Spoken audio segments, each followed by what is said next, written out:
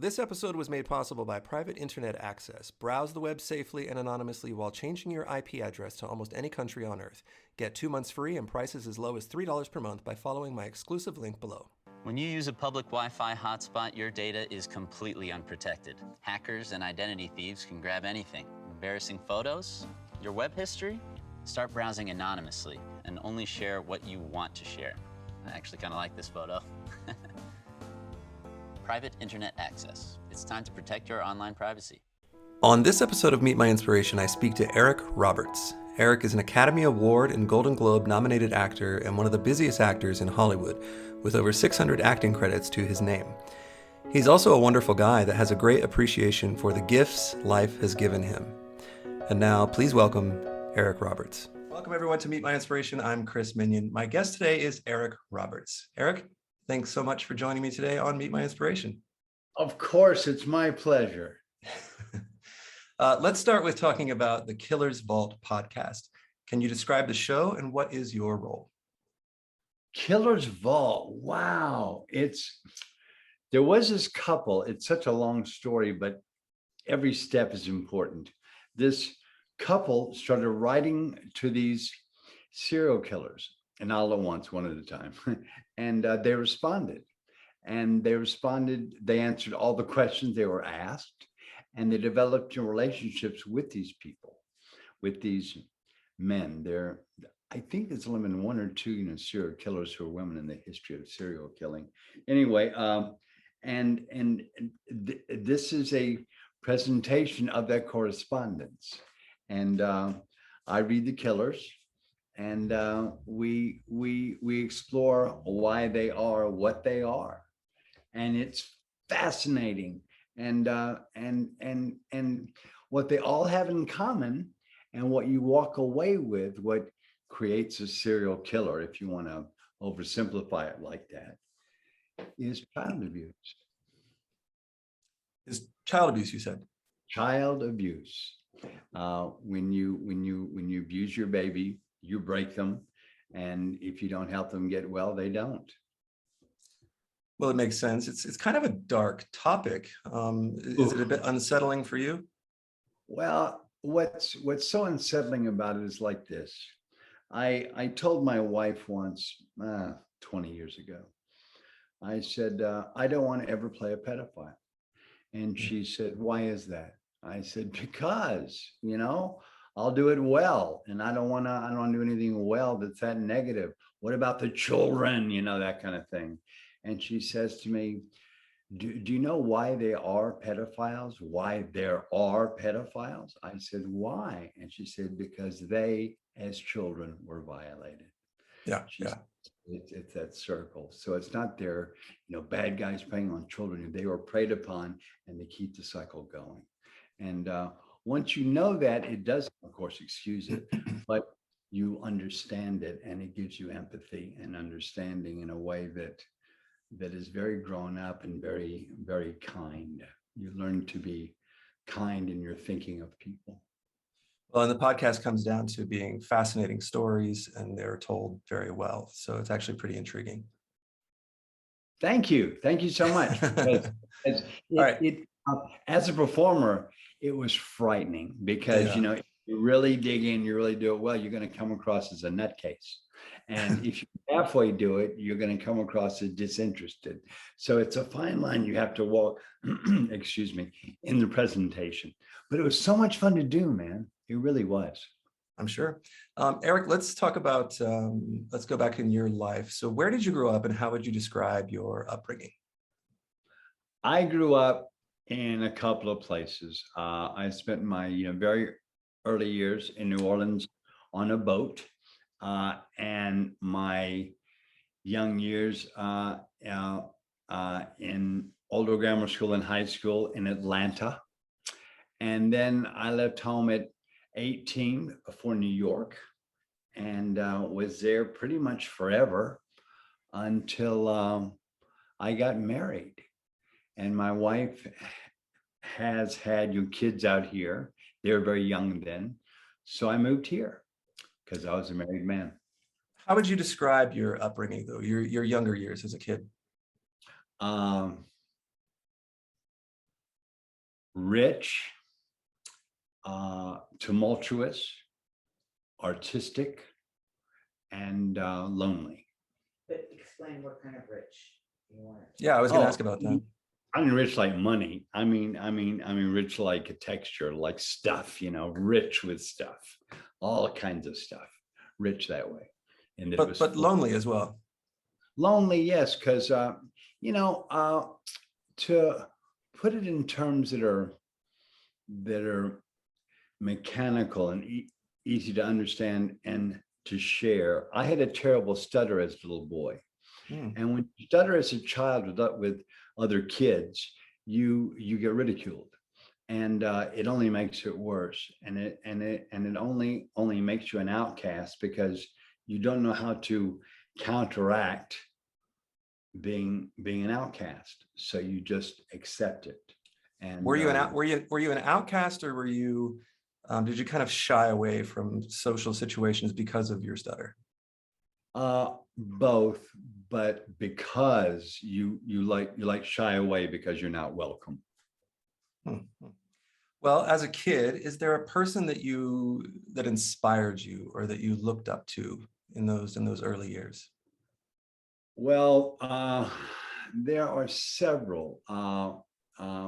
The first movie star I ever looked up to was Steve McQueen, and I was I was aware of him as a little bitty boy on a Western TV show, and then as a bigger little boy, I was aware of him in my favorite movie called The Sand Pebbles at the time, about a World War II naval dude. And what was the question? Who did you admire? Who inspired you as a child? So Steve McQueen So and for actors who were men, it was Steve McQueen, and it was also uh, uh, who did the werewolf? Lon Chaney Jr. It was also ah, Lon Chaney Jr. because I was so impressed. Even though there's a lot of makeup and what have you, I was so impressed with that transition. And as a little boy, I gave the actor a lot of credit. was there anybody in your life that was kind of a role model, a mentor or an inspiration to you? Not a movie star, but somebody that you actually interacted with. My father was the only guy who really understood my problem. Like, Hmm. he never judged me for taking forever to talk, and also he helped me learn that when I memorized things, I didn't stutter. So as an actor, it was perfect. Well, how did you first become interested in acting? Well, it was very mechanical. I had a terrible stutter, and uh, I learned something, one day as a presentation just on my own, and realized I could say it anytime, anywhere to anybody and not stutter.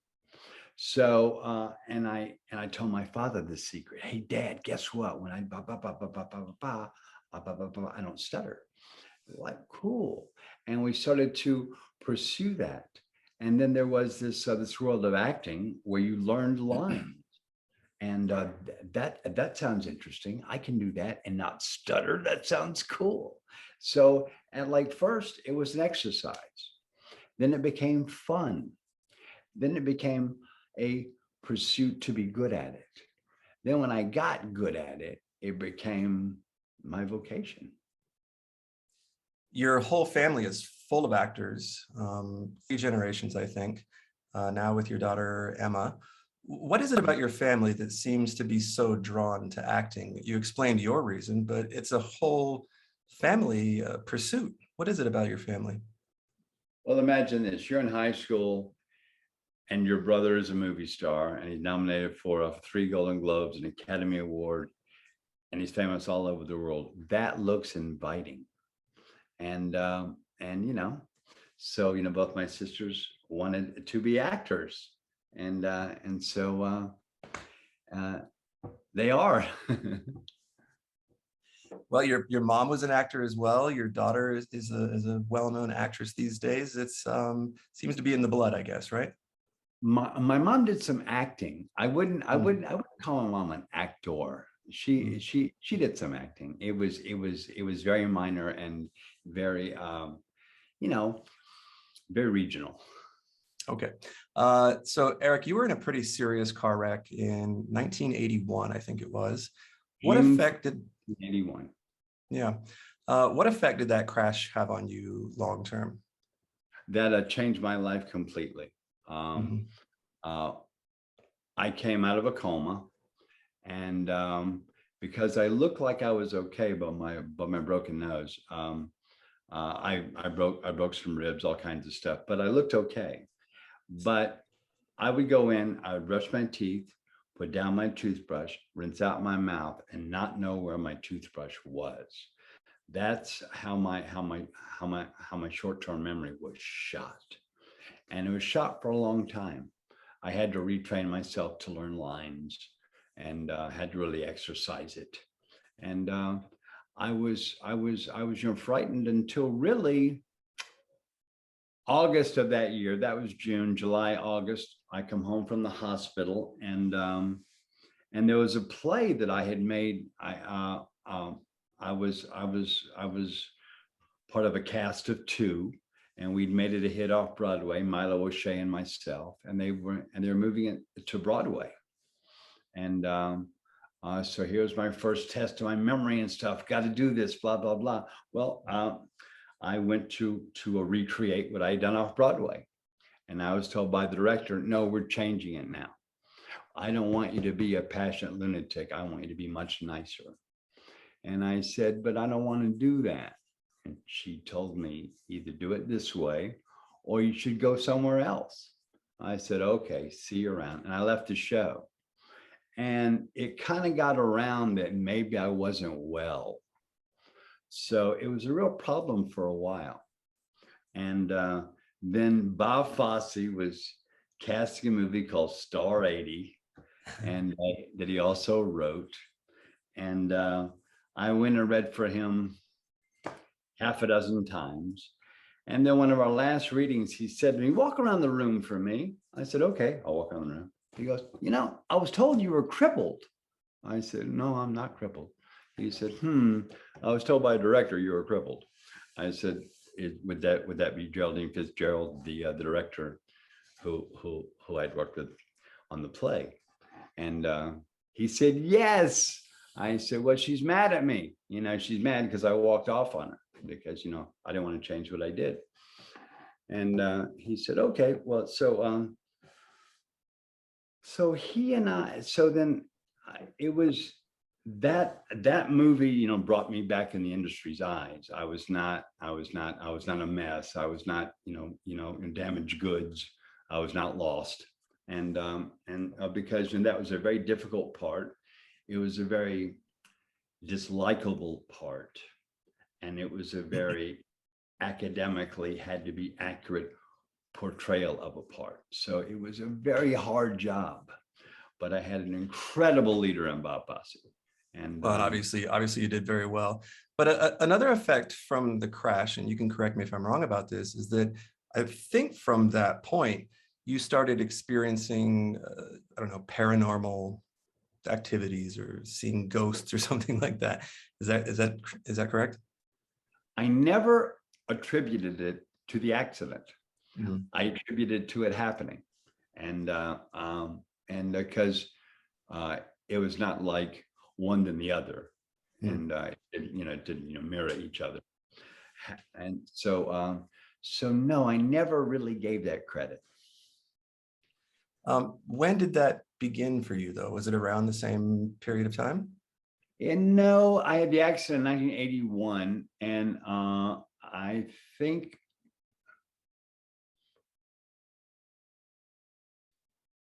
82, 85, 87, 89, 92. Every once in a while, I had these incredible experiences with some kind of spirit or some kind of something or other. And, but I never attributed it to the accident. But now that you bring it up, there's only one thing I ever experienced like that before the accident. but I've never thought about it in those terms before. So interesting, huh? Definitely interesting. Yeah. I think a lot of people would be frightened by something like that. Has it been, because it's an ongoing occurrence, I think, for you, has it been frightening? Is it weirdly comforting? What's the emotion that you feel when you experience these things? My accident and my recovery from it and my lack of regaining everything have been one of the hardest, most painful losses of my life, like losing a really close family member who knows everything about you. And that's how it's felt. And it also made me very angry and very done. So what? Done. And then I meet my wife, and she started to slowly undo that about me, to the point where I started to like it, and inadvertently, indirectly, would ask for more. And she's a giver. And she absolutely rescued me from the loss of myself. And we just had our 29th wedding anniversary. So we've come a long way, many, many miles. And so that's been its own journey, you know, and that has been its own everything. Well, you're a lucky man, Eric. You've had some serious struggles with addiction over the years. What finally inspired you to get clean? And is it still a struggle for you? Getting clean, I don't even know what that means, okay? Quite honestly. Now, I've stopped everything for even years at a time. I will smoke pot now and then now. I do. I don't do anything else at all. Aspirin. And you know, that's all I do. And I smoke an occasional joint. And I don't even smoke a joint because I have heart stents. So I vaporize whenever I partake. But yeah, and pot's so easy to get now. It's not like anybody's secret. So but yeah, my drug addiction is a cry for help. And when you expose your drug addiction, you're asking that person you expose it to help you. And it's very weak, and it's very sophomoric and needy. And but you know, you're a drug addict, so you do things that are silly, you do things that are childish, you do things that are immature, you do things that are scared, and hence you're a drug addict. Eric, you've been called the hardest working actor in Hollywood. You have something like over 600 acting credits to your name, which is very impressive, but it's also a lot of work. Where do you get the energy? What do you do to keep yourself fit and ready to go? Well, let me tell you a story. Okay. In 1993, my wife and I had been married, I don't know, a year, 18 months.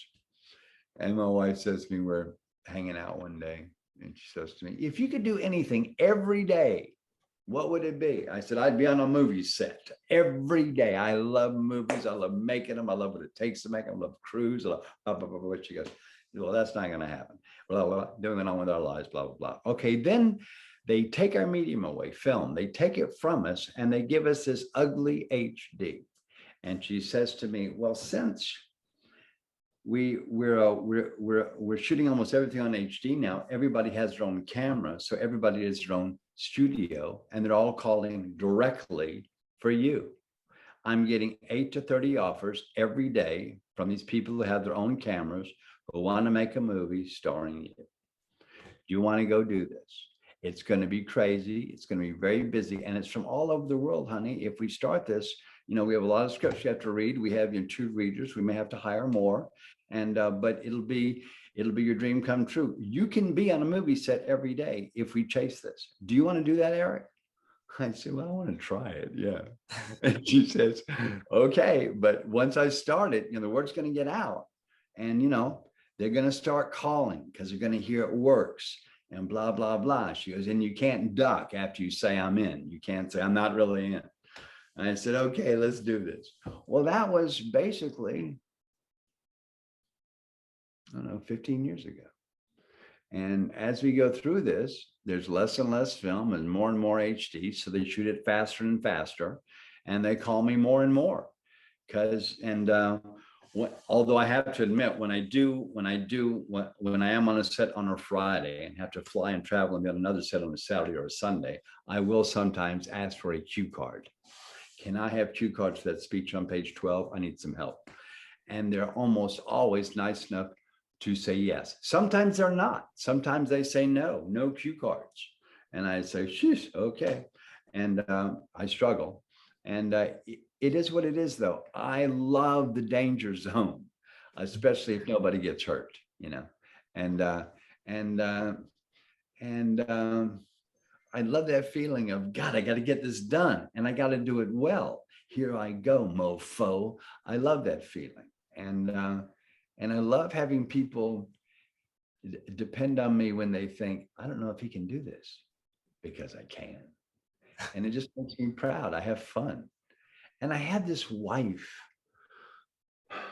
who comes from Hollywood royalty anyway, so she gets it. She knows the ABCs of show business. She knows every bit of it. And the highs, the lows, the ins and outs, and who does what and why. She knows it all. And her parents were both very successful, one in television, one in film, both Emmy, Oscar winners, blah, blah, blah, huge people. Okay, so I had this in my life. And I like turn to her many days and I say, what do I do? And she goes, well, I would suggest this, this, and this.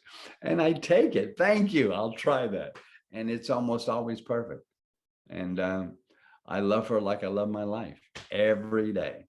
And I made her my manager because I found out my agent's assistant called me. This is 20 years ago. She calls me and says, Eric, I got to tell you, this agent, he's a big shot, right? I said, yeah, he's huge, blah, blah. Yeah, he doesn't tell you all the offers you get, And I said, well, why are you telling me this? She goes, because it bothers me, because I know you want to hear about these things.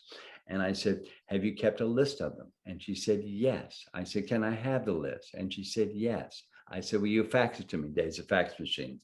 She does. It was an incredible long list, millions of dollars worth of work that they were turning down from me without telling me for whatever reasons. I don't know.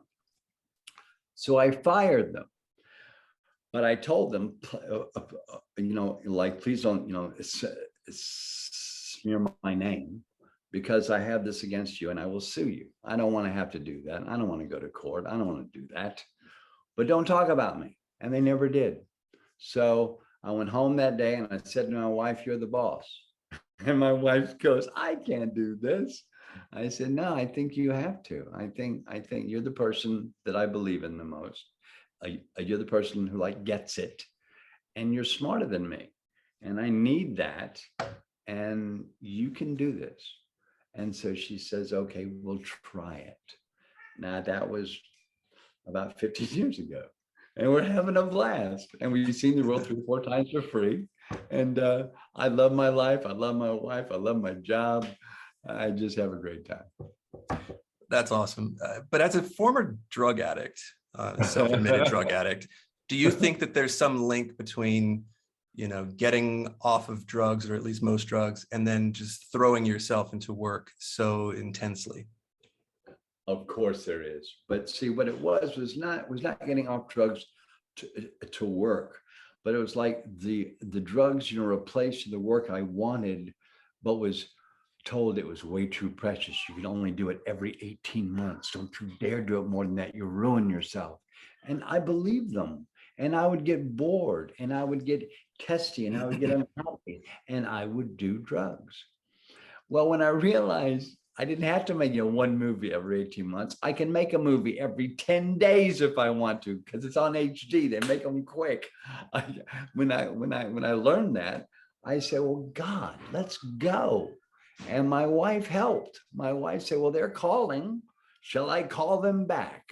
And I said, yes, and we did. And hence that crazy resume. It's a great resume. Speaking of your resume, which of your many films are you most proud of? And do any like awards or nomination affect that for you? Let me answer the last question first. When Don Amici went home with my Academy Award, Right. I realized not only are they unfair and dishonest, but if you put all your eggs in that basket, you're going to be heartbroken forever. So I took all my eggs out of that basket and I said, let's go to work and never stop. And that's kind of what I did, because and I also decided something very seriously. And the winner is Don Amici for an Academy Award. I was shocked, not because I lost. I was shocked at that too. But I thought Klaus Maria Brandauer would win, and if he didn't, I would. That's what I thought. What do I know? Obviously not a lot. So when that happened, I realized if I ever do win anything, I'm going to take the other nominees into consideration. And I'm going to see every other guy nominated. And I'm going to know if I've deserved to win or not. Because that is really all you have to live with. If you do win, it's cool. If you don't win, it's unfortunate. But if you know the other work, it makes it fascinating to be with these guys who are considered as good as you, and you're considered as good as them. Here we are together. Us guys, we're the 5 best, they say. Cool. Who's gonna win? Gotta hope it's me. And you know, I mean, if I ever won anything, the first thing I would say, I think, is I have to be honest. I voted for myself. but it's just. Well, you were nominated for an Oscar for Runaway Train, and that may or may not be the performance that you're most proud of, or the film that you participated in that you're most proud of. What films stand out for you that you're most proud of? Well, as you pointed out, I made a lot of movies, so I have a lot of favorites. King of the Gypsies, Star 80, Runaway Train, It's My Party, Love is a Gun, Purgatory. Those are my 1% of all my movies that I think are the best. Those are excellent choices. Can you think of another actor or director or somebody that you've worked with in Hollywood that you learned the most from? I can answer that and also add to that. Who I haven't worked with, who I learned the most from by watching his work, is Hal Ashby. Who I learned the most from by working with and for him was Bob Fosse. What did you learn from Bob Fosse? Oh, God, where do I start? He was a genius. And that word is abused and overused, so it has no impact. But when you work with a genius, you learn 2 very definite things: that you're not one, and that they are very, very unusual. And when you meet them and you recognize what they are, oh, pay attention, because you may not ever meet another one. I mean, they're so unusual. And when you meet one is when you learn how unusual they are. Because, oh my God, that's one of those. Oh my God, you can't believe it. It blows your mind. I'm a very basic, ordinary, run-of-the-mill kind of a guy with an access to a real emotional plane. But I am not a genius or close.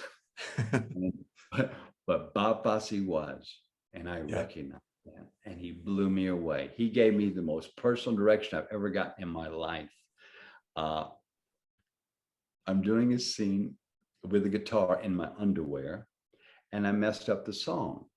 And I said, cut. Well, you don't say cut on a Fosse set unless you're Bob Fosse. And he said, what the F are you doing? I said, well, I messed up the song. He said, damn it. He walks away from the set. Come here. And it's this huge soundstage at Zoetrope. They're big soundstage. It's big as a football field almost. He walks across, come here. And I got the whole crew there, and I'm in my underwear, and it feels weird. And I walk across there, and I say, what? He says, look at me. I said, I'm looking at you. He goes, look at me. God, I'm looking at you, man. He goes, all right. You're playing me if I weren't successful. Do you understand?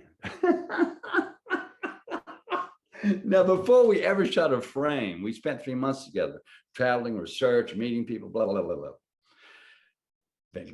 Vancouver, LA, the Playboy Mansion, New York, everywhere, went all kinds for 3 months, every day we were together. Okay. So I knew the guy.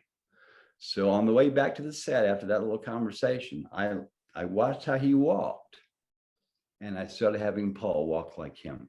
I basically played Bob Fosse in that movie. Because Bob was he was addicted to speed.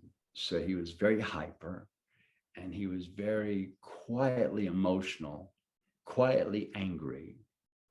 And he was a genius. He was monumentally intelligent. You're lucky to have had that experience. Oh, So I think you're a fan of the HBO show Righteous Gemstones. Is that right? why wouldn't I be? They put me in it. That's what I want to talk to you about. You started watching that show, I think, like a lot of people, and you just fell in love with it. I've been watching it. It's an amazing show. Blows my mind, that show. It's great. And you were a fan before you had any involvement in it, right? I heard they were casting a part in it that's going to be a big major thing, work most with John Goodman, being an old guy, grew up with John Goodman's character, blah, blah, blah. And they had an open casting call. I didn't even tell my agent. I just had my wife, my manager wife, my boss. I said, let's do this. She said to me, you're Eric Roberts. I said, I know who I am. Let's send them on an audition. She said, okay. And we did. And I got the part through auditioning. I was so proud of that. And I have never, since 1982, 83, 84, whenever we shot Star 80, I have never been around a cast, a crew, a location, a vibe as positive and artistic as Righteous Gemstones. And everybody there is a miracle. From craft service to the producers, they're all completely the best at what they do. Everybody, and it's so cool. They actually put me in their group, dude. I have never been more artistically satisfied in my life. That's awesome. What's your role? What are you going to be doing on the show? Oh, I'm such an a-hole. I play a guy. Well, I play this guy who talks like this. And I grew up with John Goodman. John and I are old friends. Now, when I start, I kind of talk like this, but then as I get successful, which I hope I will, because John's a big wig in the church, you know what I mean? A lot of moolah involved in being a big wig, okay? And so, I ain't exactly an honest motherfucker, but I tell you what, I can be depended on, you know what I mean? So I'm just kind of really, I'm a bad guy in semi-sheep's clothing. Can't wait to see it. I can't either. I love this group so much. Like, I love my wife, and they're so great. Eric, is there a book that you can point to that inspired you? And maybe you're always trying to get other people to read it for that inspirational feeling that you get. I have a 5,000 book library, but I got a lot of inspired books that I would like to love. But very recently, there have been 2 books. One, Why We're Polarized by Ezra somebody. Why We're Polarized by Ezra Pond. Sounds familiar.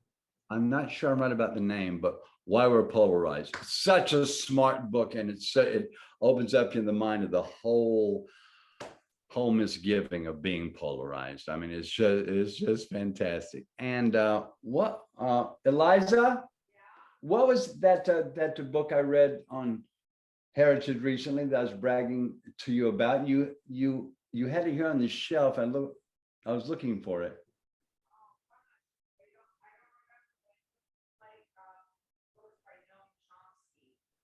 Yeah, well, everybody likes Noam Chomsky. That's not special. Anyway, my wife was reminding me, we are Chomsky free, blah, blah, blah. Yeah, I know. Everybody is. That's no big deal. No, but my most recent finding was, I guess, why we're polarized, because it taught me so much about my petty self in this book, which also, I saw you can only see anything through yourself. And so I was seeing what this man was saying, and it was really having an impact on me, and that I am not as put together as I think I am sometimes. Anyway, this great book, Why We're Polarized, by Ezra somebody. Sounds very interesting. I'll check it out. Well, Eric, this has been great. I've loved hearing about your life, and it was really enjoyable conversation. Thanks so much for joining me today on Meet My Inspiration. Guy, you're so gentle and so sweet. Thank you so much. My great pleasure. Thank you, Eric. Many thanks to Eric for such a fun and engaging look at his life. The podcast Killer's Vault is available on iTunes and Spotify, and watch for him on Season 2 of Righteous Gemstones on HBO. Thank you for joining us on this episode of Meet My Inspiration, and I hope we've been able to inspire you too, even if just a little. Sometimes that's all it takes to make great things happen.